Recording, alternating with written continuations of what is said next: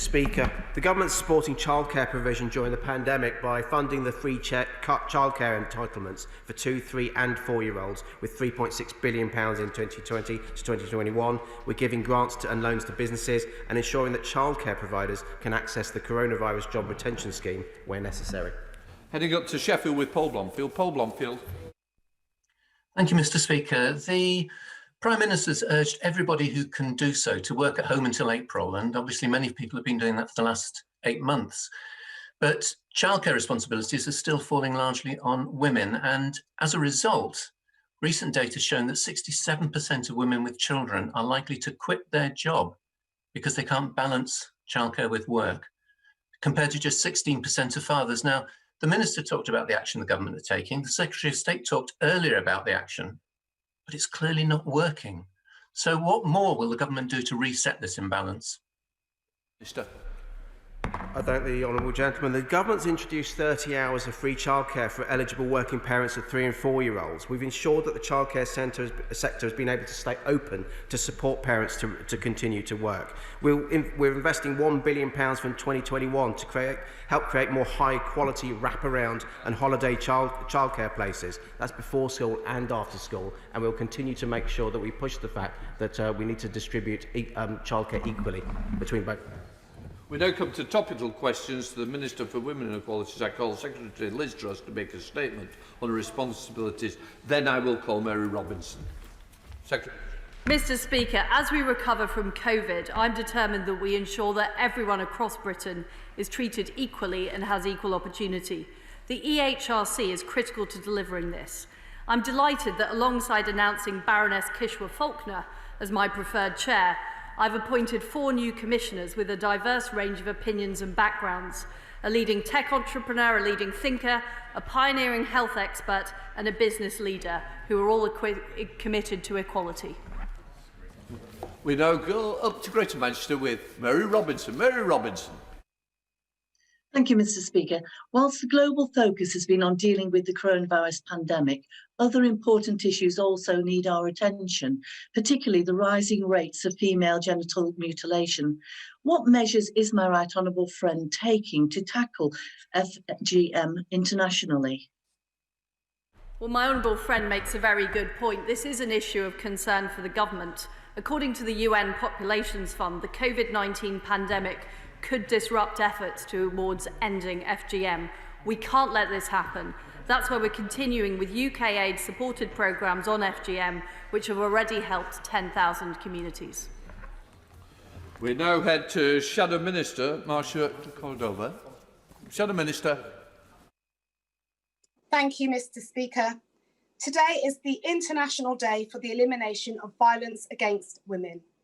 The latest ONS figures show that 1.6 million women experienced domestic abuse last year. Since the pandemic began, domestic abuse has intensified and women have reported finding it harder to escape. Yet 10 years of sustained cuts to services have left just 4,000 beds available for women that are fleeing domestic violence. It's obvious that the funding provided so far is too little, too late. So can the Minister say when the government will adequately fund services and give women the confidence they need to know that they will be protected by this government? Well, Mr. Speaker, we are concerned about domestic abuse during the pandemic. That's why we've provided an extra £76 million to support vulnerable people, including domestic abuse victims, and we've recently made available a further £11 million to support domestic abuse services as they continue to manage the impacts of the pandemic. Returning for the second question, Marcia Cordova. Thank you again, Mr. Speaker. The gender pay gap is still sitting at around 15%. At the current rate of progress, over 8 million women working today will retire before they see equal pay. This sends a message to women that this government is happy to turn back the clock on women's equal pay. I'm going to ask the Minister a straightforward question, yes or no. Will she restart gender pay gap reporting April next year? Liz Truss. Our focus is making sure that we're helping women during the coronavirus crisis through the furlough scheme, through making sure that there's flexible working and childcare support available, and also making sure we get more women into jobs. My view is we need to address the causes of the gender pay gap, including getting more girls and women studying STEM subjects so they're able to earn higher amounts in their careers. Andrew Jones. Mr. Speaker, the impact of the pandemic on unemployment is being felt in every constituency. I believe it's more important than ever to ensure that those living with disabilities are treated equally in the recruitment process. So what steps is my right honourable friend taking to ensure that the protections that support equality throughout the recruitment stay as prominent as we focus now upon recovery? I thank my honourable friend who is a real champion for disability employment opportunities in his constituency, and as part of our £30 billion plan for jobs, disability provision is embedded throughout our schemes, including in Kickstart, JET, sector-based academies, apprenticeships, the Health and Work programme, IPES and Access to Work, and we remind employers under the Equality Act they must focus on ability, not health or disability. Let's head over to Wheeling with Mr. Virendra Sharma. Thank you, Mr. Speaker. I will be hosting a national group of experts on decolonizing the British curriculum in January 2021. Will the Secretary of State attend the event to listen into the expert testimonies from the academics regarding this important issue? I thank the honourable gentleman for his question. As I said in a recent debate on this topic, we do not accept the premise that the curriculum in this country is colonised. And so while I am always very interested in hearing the viewpoints about how we can improve the curriculum, there are certain premises which we simply won't accept. Thank you. Going to Pauline Latham in Derbyshire. Pauline Latham. Thank you, Mr. Speaker. What recent steps has the Secretary of State taken with Cabinet colleagues to improve access to sexual and reproductive health services for young people during the COVID-19 outbreak? Minister. Thank you, Mr. Speaker. Sexual and reproductive health services have remained open during the pandemic. Services are maintaining access during this time through scaling up of online services. Guidance from the Faculty of Sexual and Reproductive Healthcare sets out that local pathways for urgent referral for vulnerable groups, including via young people's outreach, should be maintained. Thank you, Mr. Speaker. The HRC report today released on the hostile environment shows just how bad this situation has been over the years, and it's clear the HRC don't have the capacity to launch an inquiry into every piece of legislation that has had its equality compliance questioned. Can the Minister explain what steps are being taken to ensure that future legislation isn't labelled as complying with the public sector duty when it so clearly does not? It's very important that we conduct equality impact assessments, but it's also important that those are kept confidential within government to make sure that there is not a chilling effect and we're able to have an honest debate about achieving equality across all government departments. Andrea Lenz. Thank you, Mr. Speaker. My right honourable friend will be aware that more than 500,000 new babies were born during the first lockdown. Can she tell me what assessment she's made for those many women who've had to struggle with juggling childcare responsibilities with going back to work during this very difficult year? Well, first of all, I congratulate my right honourable friend on her important work leading the Early Years Healthy Development Review. I completely agree with her that we need to make sure that people are protected during the lockdown, but they are also helped as we recover from COVID to find better childcare options and better flexible working options, and I'm working closely with the BEIS Secretary of State to help achieve that. We're going to start questions to the Prime Minister. I will call the Prime Minister to answer the engagements question. I will then call Mr Lawrence Robertson to ask his supplementary. Prime Minister. Good morning, Mr Speaker. I hope very much our connection works today. This is my last day of virtual meetings with ministerial colleagues and others before I come out of isolation. In addition to my virtual meetings and duties in this House, I shall have further such meetings later today. We're now going across to Lawrence Robertson in Tewkesbury. Lawrence Robertson. Thank you, Mr Speaker. Can the Prime Minister guarantee that in any agreement he reaches with the European Union, that British sovereignty will be protected for the whole of the United Kingdom and that the UK will exit the transitional period on the 31st of December as a whole? Prime Minister. Yes, indeed. I can make that guarantee, Mr. Speaker, and our position on fish hasn't changed. We'll only be able to make progress if the EU accepts the reality that we must be able to control access to our waters. And it's very important at this stage to emphasise that point. The Leader of the Opposition, the Right Honourable Keir Starmer. Thank you, Mr. Speaker. Today is International Day for the Elimination of Violence Against Women and Girls. On average, a woman is killed by a man every 3 days in this country. It's a shocking statistic. And sadly, the pandemic has seen a significant increase in domestic abuse. I'll join those marking this day, and I'm sure the whole House would agree we need to do far more to end domestic violence. Mr. Speaker, the Prime Minister may remember that in August of last year, he wrote the foreword to the Ministerial Code. It says, and I quote, "There must be no bullying, no harassment, no leaking, no misuse of taxpayers' money, no actual or perceived conflicts of interest." That's 5 promises in 2 sentences. How many of those promises does the Prime Minister think his ministers have kept? Prime Minister.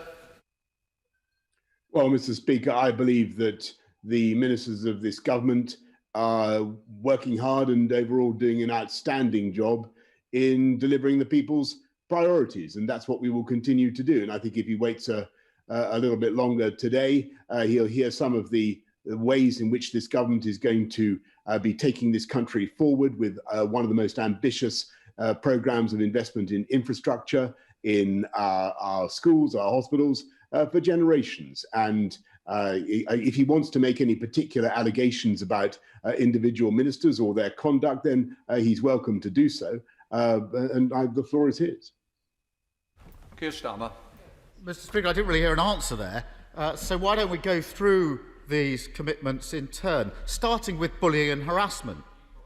The now former independent advisor on ministerial standards concluded that the Home Secretary's behaviour was, in his words, in breach of the ministerial code, and he said can be described as bullying, which, Mr. Speaker, means intimidating or insulting behaviour that makes an individual feel uncomfortable, frightened, less respected or put down. What message does the Prime Minister think it sends that the independent advisor on standards has resigned, but the Home Secretary is still in post? Prime Minister. Mr. Speaker, the Home Secretary, Sir Alex's decisions are entirely a matter for him, but the Home Secretary has apologised for any way in which her conduct fell short. And frankly, Mr. Speaker, I make no apology for sticking up, for standing by a Home Secretary who, as I said just now, is getting on with delivering on the people's priorities, putting already 6,000 of the 20,000 more police out on the street to fight crime, instituting in the teeth of very considerable resistance a new Australian-style points-based immigration system. She's getting on with delivering what I think the people of this country want. She's showing a steely determination, and I think that's probably why his side continue to bash her. Keir Starmer. Mr. Speaker, the reality is that any other Prime Minister would have fired the Home Secretary, and any other Home Secretary would have resigned. So I think we'll chalk that up as one broken promise. On to the next. No leaking. Over the summer, we saw repeated leaks about which areas would go into restrictions. The Prime Minister's plans to go into a second national lockdown were leaked all over the national papers, resulting in a truly chaotic press conference. And we've seen more leaking in the last 24 hours. This serial leaking is causing huge anxiety to millions of people about what's going to happen next. Now, I know there's supposed to be an inquiry underway, but can the Prime Minister tell us, is he any closer to working out who in his government is leaking this vital information? Prime Minister. Mr. Speaker, I've already told you that as soon as we have any information about anybody leaking, we'll bring it to the House. But I may say, I think the right honourable gentleman is really concentrating on trivia, when what the people of this country want is to see his support and the support of politicians across the House for the tough measures that we're putting in to defeat coronavirus. He makes various attacks on, I think, on my leadership and the handling of the ministerial code. I take them a lot more seriously, frankly, Mr. Speaker, if the leader of the opposition could explain whether or why the right honourable gentleman, the member for Islington North, is still a member of the Labour Party. Does he support the right honourable member for Islington North continued membership of the Labour Party? Yes or no? Why doesn't he answer that question? I think I'll just answer the fact that it actually is Prime Minister's questions, not Leader of the Opposition questions. Keir Starmer. Reasonable question, Mr. Speaker. I think I'll make that decision, Prime Minister. And I think, thankfully, we've got the sound. We don't want to lose it. Keir Starmer. It was your end last time, by the way. Thank you, Mr. Speaker. The difference, of course, is that I'm tackling the issues in my party. He's running away from the issues in his. And I take it from his answer. I take it from his answer that he's no idea who's leaking from his government. So I think that's another one in the no column. Moving on. Perhaps the most serious of the promises under the code: no misuse of taxpayers' money. For weeks, I've raised concern about the government's spraying taxpayers' money on contracts that don't deliver. The problem, Mr. Speaker, is even worse than we thought. This week, a Cabinet Office response suggests that the government purchased not 50 million unusable items of protective equipment, but 180 million. And a new report this morning by the National Audit Office identifies a further set of orders totalling £214 million for face masks for the NHS that it can't use. So will the Prime Minister come clean? How many hundreds of millions of pounds of taxpayers' money has been wasted on equipment that can't be used? Prime Minister. Mr. Speaker, actually 99.5%, to answer his question directly, 99.5% of the PPE, the 32 billion items of PPE that this country has secured, conformed entirely to our clinical needs once we checked it. And I think of all the lines of attack, the pathetic lines of attack that we've heard so far, this is the feeblest. Because if you remember, Mr. Speaker, we were faced with a national pandemic that on a scale that we hadn't seen before, and the government was being attacked by the Labour Party for not moving fast enough to secure PPE. I remember the right honourable gentleman saying that we needed to unblock the blockages in the system and that we needed to shift heaven and earth to get it done. That's what he said at the beginning of the pandemic. Then he complained that we moved too slow. Now he's saying that we moved too fast. He's got to make up his mind what his attack is. Keir Starmer. Well, it's obvious that either the Prime Minister doesn't know how much taxpayers' money has been wasted, or he doesn't care. So far, Mr. Speaker, that's bullying, harassment, leaking and misuse of taxpayers' money. I must say, Prime Minister, it's not looking good so far, so let's press on. The next one is no actual or perceived conflicts of interest. Where do I start on this one, Mr. Speaker? Last week, we learned that suppliers with political connections were 10 times more likely to be awarded government contracts. This week, the Sunday Times reports that the Health Secretary appointed one of his closest friends to a key advisory role. This friend also is a major shareholder, as it happens, in a firm that specialises in lobbying the government on behalf of its clients, and some of those clients have secured tens of millions of pounds of government contracts during the pandemic. Was the Prime Minister aware of this apparent conflict of interest? Prime Minister. Mr. Speaker, insofar as there are any conflicts of interest, they will be evident from the publication of all the details of all the contracts. And again, he just seems to be attacking the government for shifting heaven and earth, as we did, to get the medicines, to get the PPE, to get the equipment, to get the treatments that this country needed. And what it reveals really is a deep underlying Labour hatred of the private sector. And it's actually thanks to the private sector and government working with the private sector that the UK was able to produce the world's first usable treatment for the disease in dexamethasone, the world's first, and has worked hard to secure huge numbers of doses of the world's first usable room temperature vaccine. That's the private sector working to deliver for the people of this country. And it's common sense, conservative government working with the private sector rather than abominating them and relying exclusively on some deranged form of state control. How else does he think we could possibly have done it? Keir Starmer. No one's knocking the private sector. The government's knocking the taxpayer. And that's not trivial. So, Mr. Speaker, I think it's a clean sweep.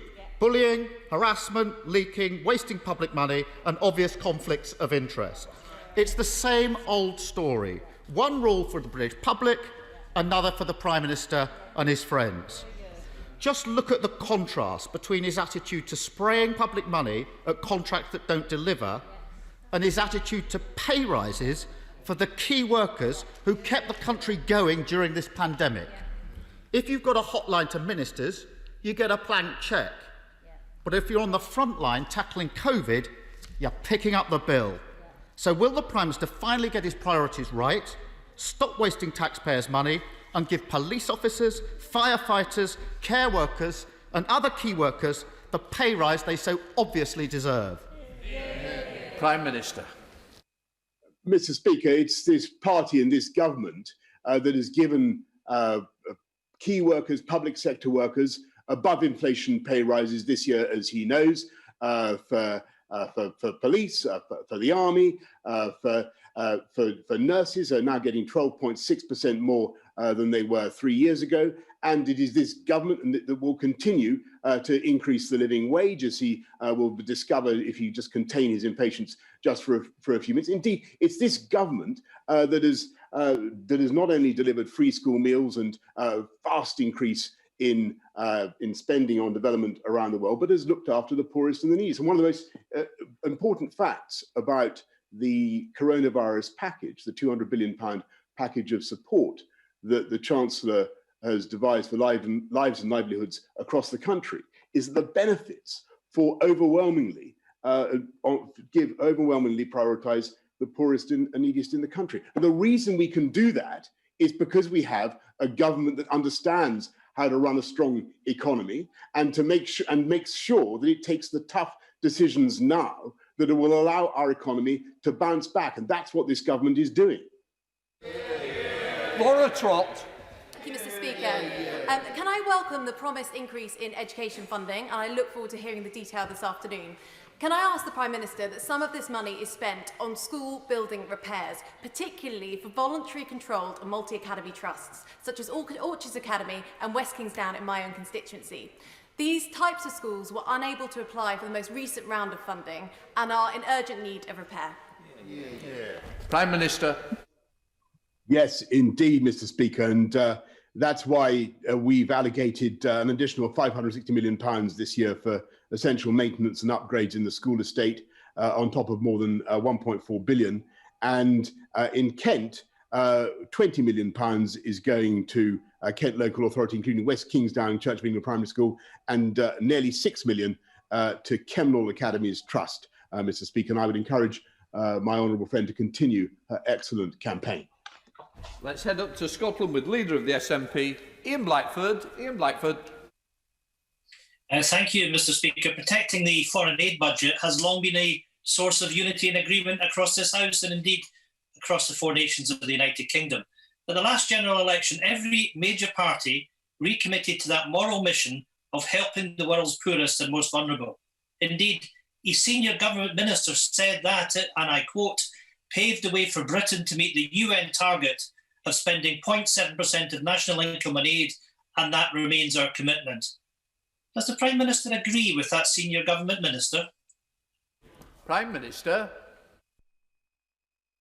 Speaker, listening to members opposite talking about the 0.7, you'd think that they'd invented it. It was the Conservative government that instituted, and I think this country can be incredibly proud of what we have delivered for the poorest and neediest people in the world. That will continue. We're one of the, on any view, where this country is one of the biggest investors overseas, or donors overseas in all its forms. I think we're the second biggest in the G7 on any view, in whether in percentage terms or in cash terms, and that will continue. We've seen a massive increase, as the House will know, in spending on our collective overseas commitments. And by the way, the Right Honourable Gentleman will know that is of huge benefit also to Scotland, where East Kilbride, there are people who do a fantastic job in development overseas.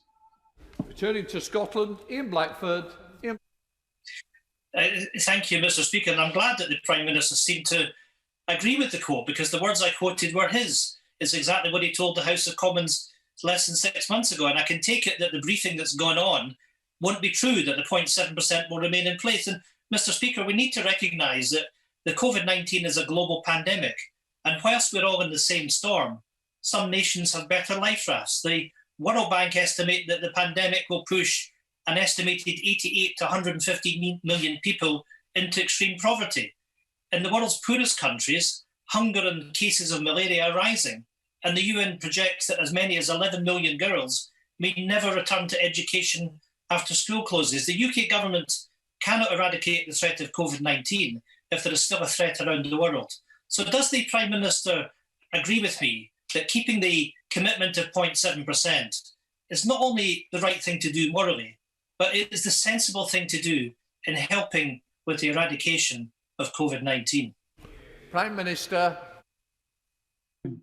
Of course, I agree that the UK should be playing a leading role in eradicating COVID-19 around the world. And that's why one of the wonderful features of the Oxford AstraZeneca vaccine, if it is approved, is that it's going to be sold at cost to partners around the world. And I wonder whether he knows quite how much the UK has already given to COVAX, to the Global Vaccine Alliance. I can tell him it's more than virtually any other country in the world. We should be proud in this country of what we're doing. I think about $800 million to support COVAX, to say nothing of what we're doing with Gavi and CEPI and other organizations. We are in the lead in promoting, not just inventing vaccines, but in making sure that the poorest and neediest around the world get those vaccines. And I think the people in this country should be very proud of what they're doing. Let's head up to Burton with Kate Griffiths. Kate Griffiths. Thank you, Mr. Speaker. I welcome the Prime Minister's pledge in the 10-point plan to plant 30,000 hectares of trees a year by 2025. Farmers will play a crucial role in meeting this target. What financial incentives will be available to encourage them to make this long-term commitment? Prime Minister. My old friend is dead right, and what we're going to do is use the new freedoms we have after leaving the Common Agricultural Policy to support farmers to beautify the landscape, to make it less prone to flooding, and we're putting £640 million from the Nature for Climate Fund into helping to support the planting of 30,000 hectares of trees by 2025, every year by 2025. David. 3 weeks ago, I asked the Prime Minister to support unpaid carers who are facing extreme hardship during COVID by raising carers allowance by £20 a week. It's very disappointing the ministers haven't found that money for carers, but have found hundreds of millions for contracts handed out to Conservative Party cronies. Mr. Speaker, it's Carers' Rights Day tomorrow, so can I ask the Prime Minister again, will he either raise carers' allowance by £20 a week, as Liberal Democrats are campaigning for, or will he explain why Conservatives think unpaid carers don't deserve extra help? Prime Minister. Well, Mr. Speaker, I'll be happy to look at that specific grant again, but I have to say that you look at what we've done so far with supporting universal credit and the substantial increases in the living wage. We're doing our best to support families who are the neediest across the whole of the UK. And as I say, one of the stunning features, one of the most remarkable features of the package that we've given to support lives and livelihoods is that the benefits do fall disproportionately and quite rightly on the poorest and the neediest. David. Thank you, Mr. Speaker. I'm sure, like me, the Prime Minister welcomes the incredibly valuable contribution of our essential workers in keeping our society moving, our economy turning and keeping us safe. But we know that many of our constituents are facing challenges through COVID. So on that note, does the Prime Minister agree with me and many colleagues that as we are having intense discussions on how to balance the nation's finances, that now is not the time for an MP's pay rise? Prime Minister. Yes, Mr. Speaker, I do agree with that, and that's why we've frozen ministerial salaries this year, as indeed they've been frozen by successive Conservative governments since 2010. And I know that IPSA will have heard my honourable friend, and I'd encourage them not to proceed. Let's go over to Northern Ireland with Stephen Farry. Stephen Farry. Thank you, Mr. Speaker. The Northern Ireland business community is extremely concerned that it is now impossible to be ready to fully implement the protocol from the 1st of January. Their top priority is to ask the EU for an adjustment or grace period. This request is based on respect for the protocol and is not about an extension to the transition period. Will the Prime Minister give his support to this ask? Prime Minister. Mr. Speaker, of course, we're not going to extend the transition period, but we want to make practical arrangements to help businesses in Northern Ireland, and we've agreed, for instance, a one-year adjustment period, so there's no disruption to the flow of medicines. And we've already launched a 200 million trader support service to help agri-food businesses and others, and that's going to more details will be announced shortly, Mr. Speaker. Thank you, Mr. Speaker. Flood risk from new development is a key concern for many of my constituents, highlighted by a case in Ickford, where developers promised that flood risk would be a once-in-a-100-year eventuality, yet the village has flooded 3 times this year alone. With that in mind, will my right honourable friend commit to seriously beefing up the way flood risk is assessed and treated as part of the planning process? Prime Minister. Well, I have deep sympathy, Mr. Speaker, for his constituency in Ickford and the flooding they've suffered. I know Ickford. What I can say is it's very important that local authorities do follow the rules in making their planning decisions. I'm sure he would agree. And we're making a huge £5.2 billion investment in flood defences to protect the 300,000 homes that are at risk across the country. Mr. Speaker, the Greater Manchester Metrolink tram system cuts carbon emissions, improves air quality and reduces congestion on our roads. As part of the post-COVID recovery plan, will the Prime Minister commit funding to extend the tram network from East Didsbury to Stockport Town Centre in order to improve access and give much-needed support to businesses and communities in my constituency? Prime Minister. I'm grateful to the honourable gentleman. I will study the plan he proposes with care, though I should tell him that there is already a massive infrastructure programme underway already, and it may be that as the Chancellor will shortly announce, and it may be that in due time the scheme he proposes could benefit from those investments. Let's head to Romford with Andrew Rosenell. Andrew Rosenell. Thank you, Mr. Speaker. With the London area potentially entering stricter Tier 3 or Tier 2 lockdown measures, and the devastating consequences this will have to bring on jobs, livelihoods, businesses, and indeed the effects on physical and mental health, as the Prime Minister is committed to following the evidence, will he agree to a full public cost-benefit analysis on its impact on our economy and public health before he introduces anything that will lead to years of economic harm that could end up being worse on people's lives than the virus itself? Minister. Yes, I have a high regard for my honourable friend, and he's right to call attention to the dangers and the damage that lockdowns can do. Of course, they have to be weighed against the damage to health that's caused by a wave of coronavirus that drives out all other patients from our hospitals and affects the health of non-COVID patients as well, so very badly. We will of course be setting out an analysis of the health, economic and social impacts of the tiered approach and the data that supports the tiering decisions as we have done in the past. Thank you, Mr. Speaker. When 72 Londoners burned to death at Grenfell because of a cladding defect, we all said, never again. But for hundreds of thousands, the living nightmare of waking watch and the non-existent EWS1 form continues. So will the Prime Minister commit that no leaseholder anywhere should foot the bill for what's no fault of their own, and make good on the 2017 CLG Secretary's promise to end this neo-feudal absurdity of a tenure once and for all? Prime Minister. Yes. Well, Mr. Speaker, she's right to call attention to the difficulties that many people are facing because of the EWS1 form, and I sympathise very much with them. Mortgage companies should realise that they are not necessary for buildings under 18 metres, and it's absolutely vital that they understand that. Whilst we get on with the work of removing cladding from all the buildings we can, and that's what this government is continuing to do. William Case. Thank you, Mr. Speaker. I welcome plans for a green industrial revolution, particularly commitments to public transport.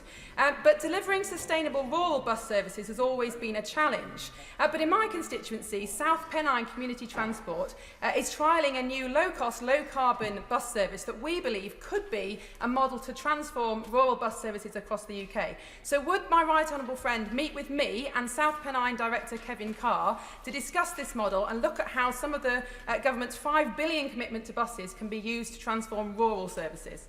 Prime Minister.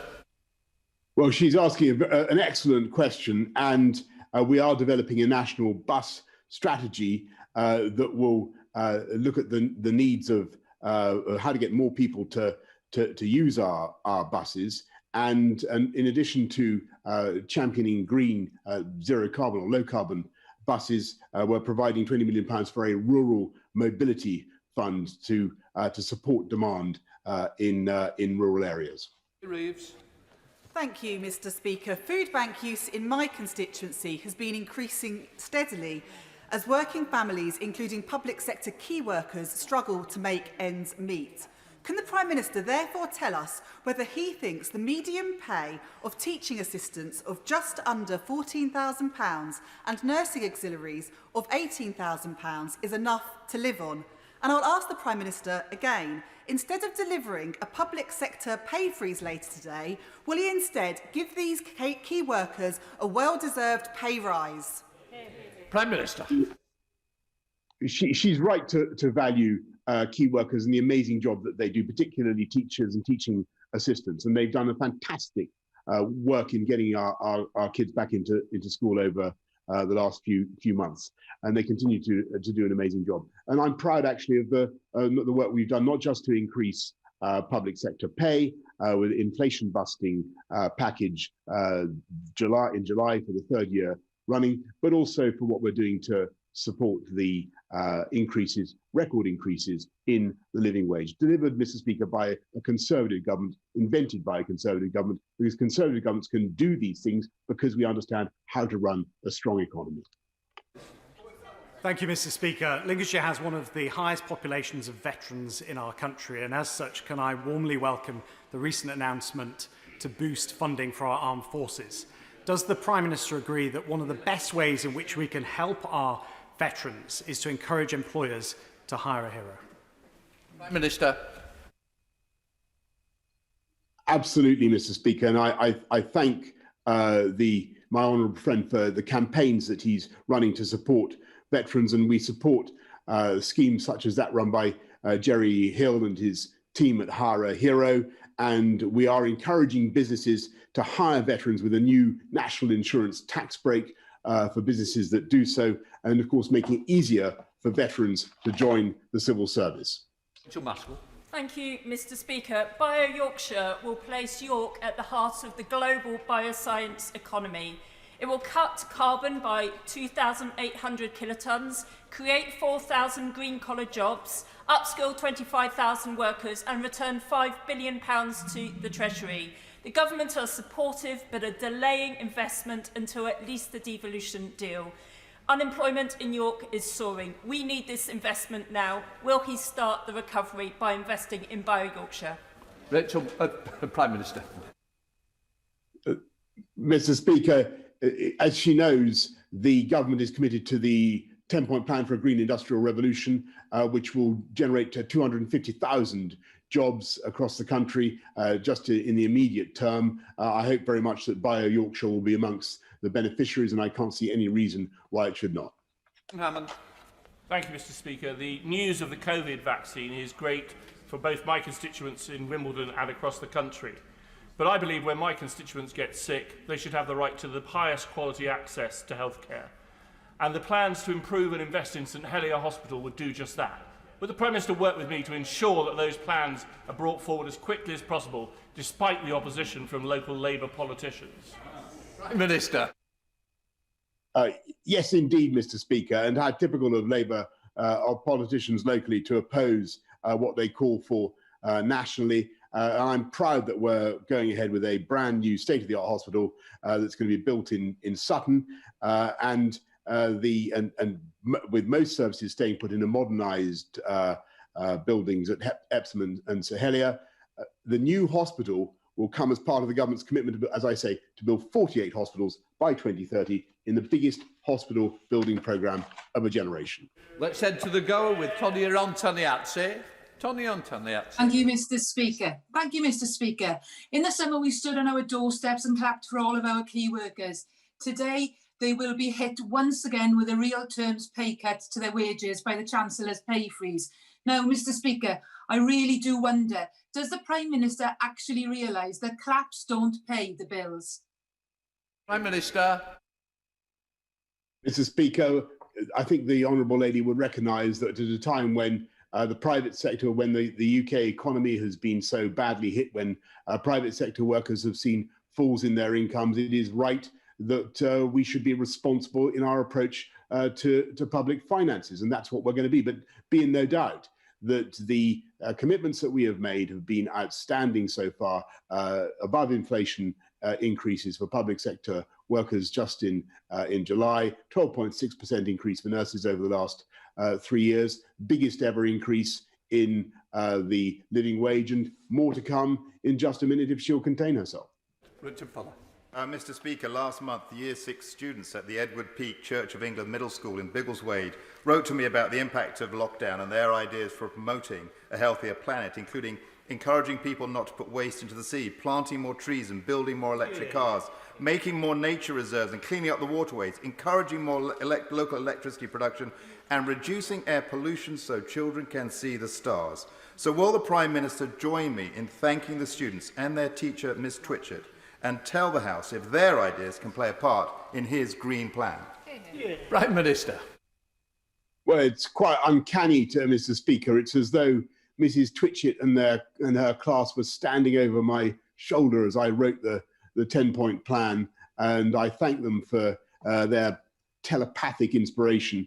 I passionately agree that this is the right way forward for our country. It's going to mobilise about £12 billion of government investment, about possibly 3 times more from the private sector, and as I say, create 250,000, 300,000 jobs. It's a fantastic way forward for our country. John Trickett. I'm sure that the Prime Minister will share the pleasure which all of us have in the great engineering skills which are displayed in our country, especially in the north. And that one of the great jewels in the crown are the engineers at Rolls-Royce. But is he aware that Rolls-Royce are about to offshore 350 jobs for the north of England? That would be a devastating blow to that part of the country and remove part of our national industrial infrastructure. Does he agree that the campaign of the workforce is in the national interest to retain those jobs in our country? And finally, will he use everything in his power to ensure that that offshoring does not take place? Prime Minister. Can I just say to the honourable gentleman, he's so right to support Rolls-Royce, one of the great companies in our country, and we want to make sure. Obviously, Rolls is suffering at the moment from the problems in the aerospace sector, the fact that no one is flying. When you make a lot of your money from servicing aero engines, as Rolls-Royce does, it's a very difficult time at the moment. We're keen to work with Rolls to ensure that Rolls-Royce, to ensure that company has a long-term future as a great British company. And he's making an excellent point, and I can assure him that the government is on it. That's it.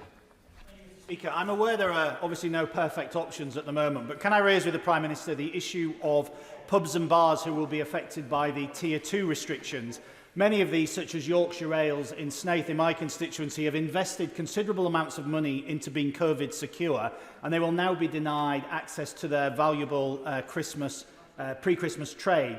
Can the Prime Minister look again at those Tier 2 restrictions, and if not, look at what other financial support can be offered to those bars and restaurants that cannot offer a substantial food offering during this period? Prime Minister. My honourable friend is completely right about the need to support local business, and particularly in the hospitality sector. And he should know that in addition to the £3,000 grant for businesses that are forced to close, we've got another a grant of £2,100 per month for businesses that in the hospitality and accommodation sector. That's on top of the support that we've given via furlough, obviously, and via business rates and the cuts in VAT, which are obviously intended to support the hospitality sector as well. I am keenly aware of how difficult it is for those pubs, bars, restaurants, hotels that are will face a tough time in the tiers as we come out next week. We will do our level best to support them. I should say we're also giving 1.1 billion to local councils to help them support businesses that are facing difficulties. But I just want to say one thing to the House as we come out of the lockdown. The way forward is not just through the vaccine, which we hope we will be able to start rolling out in the course of the next few weeks and months, but it's also this prospect of mass community testing. And I want to pay tribute to the people of Liverpool who have really stepped up, and in huge numbers, hundreds of thousands of people in Liverpool have been tested, and that seems to have helped to drive the virus down in Liverpool. And we want to see that type of collective action stepping up to squeeze the disease happening across the country. So and that, I think, is a real way forward that will enable the hospitality, accommodation, hotel sector to come out of these restrictive measures quicker than has been recently possible. We've got two new very important scientific developments. That is to answer the question, Prime Minister. I'm very pleased that the House of Commons has been able to help deliver an improvement to the sound and vision from number 10 today. But we'd like our kit back this afternoon, Prime Minister. Right, in order to allow the safe exit of honourable members participating in this item of business and the safe arrival of those participating in the next, I'm suspending the House for 3 minutes. Order!